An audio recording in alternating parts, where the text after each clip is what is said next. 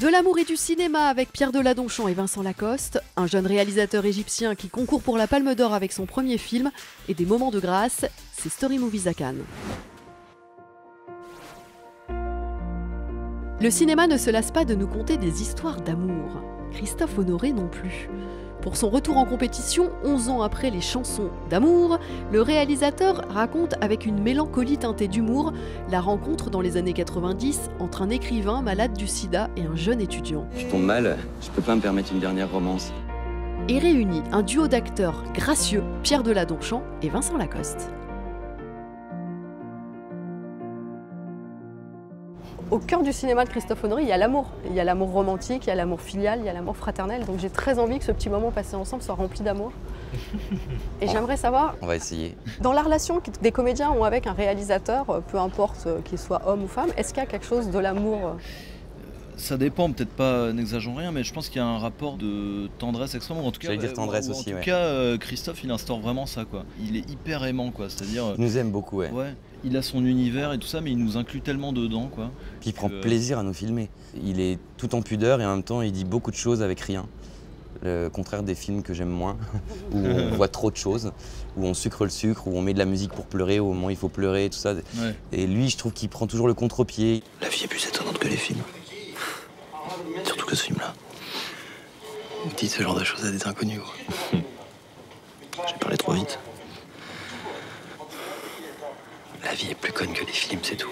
Moi, je suis amoureuse de sa langue. Je trouve qu'il y a une langue de Christophe Honoré, une écriture. Mais c'est un auteur. Hein. Ouais, bien sûr, bien sûr. Parfois, on voit, on dit, oh là, ça va être difficile à dire de façon négocier. naturelle. Ouais. Et en fait, il suffit de le prendre comme si justement ça n'était pas difficile. Et du coup, c'est très agréable à jouer, quoi, parce qu'il y a un espèce de truc où enfin, je trouve ces dialogues, ils sont intelligents, quoi. Je sais pas comment dire. On a l'impression d'être intelligent quand on dit ces dialogues, c'est un peu bête, mais, Oui, non, puis- mais c'est vrai. C'est vrai. Et puis, je rajouterais que ces personnages, à Christophe, je trouve toujours qu'il y a une part d'eux-mêmes qui se met en scène.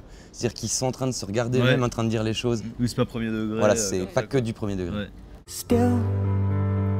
Bon, j'ai rencontré un Parisien. Bon, je suis amoureux, voilà. Il s'en fout de moi, je pense, mais je suis persuadé que je peux lui faire changer d'avis. Pour continuer à parler d'amour, est-ce que vous vous souvenez de votre première histoire d'amour platonique avec un acteur ou une actrice par écran interposé? Moi, je suis tombé amoureux de Jennifer Lawrence dans Happiness Therapy. C'est la première ça, fois que c'est je la sûr, voyais comme et tout le j'ai monde. été. Oh, bah ouais, mais j'avais l'impression d'être le seul. Vous vous souvenez de votre premier baiser de cinéma? Ouais, moi c'était dans Les Beaux Gosses, la scène du bus, j'avais 14 ans, d'ailleurs c'était mon premier baiser de ma vie aussi, quoi. C'était la première fois que j'ai embrassé Putain. une fille, c'était cinéma. Au cinéma, ouais. C'est fou ça. Ouais. Et alors pour finir encore sur une notion d'amour, si vous deviez qualifier la relation que vous avez avec votre métier de comédien? Moi je dirais que c'est arrivé un peu par hasard et sans que je m'y attende, quoi. Donc je dirais que c'est un amour. Un amour qui a fleuri Un progressivement. amour qui a fleuri progressivement, exactement. Moi, je dirais que le cinéma m'a aimé avant que moi je l'aime parce que je m'en étais détourné parce que ça marchait pas. Et vraiment, j'ai eu l'impression que le cinéma, la nébuleuse du cinéma est venue me rechercher pour me dire si, c'est bien là que tu vas faire ta vie. Jusqu'à présent en tout cas, j'espère pour longtemps. On verra. Merci, Merci à d'être vous. d'aussi jolis amoureux du cinéma et à l'écran.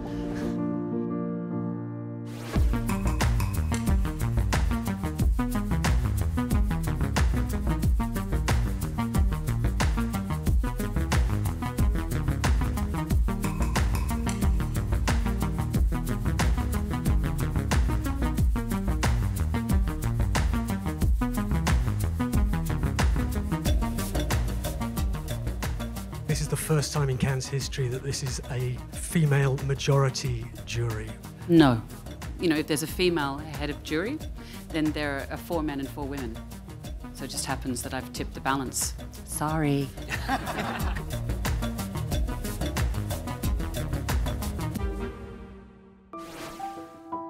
À Cannes, certains entrent directement dans la cour des grands. À 33 ans, l'Égyptien A.B. Shawky concourt pour la Palme d'Or avec son premier long métrage, Yomedine, un road movie à la fois burlesque et poignant.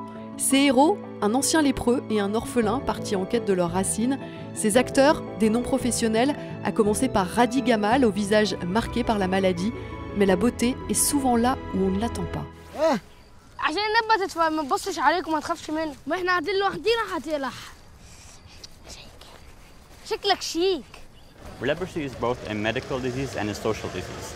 It's a medical disease because obviously you can get affected if you haven't been treated yet.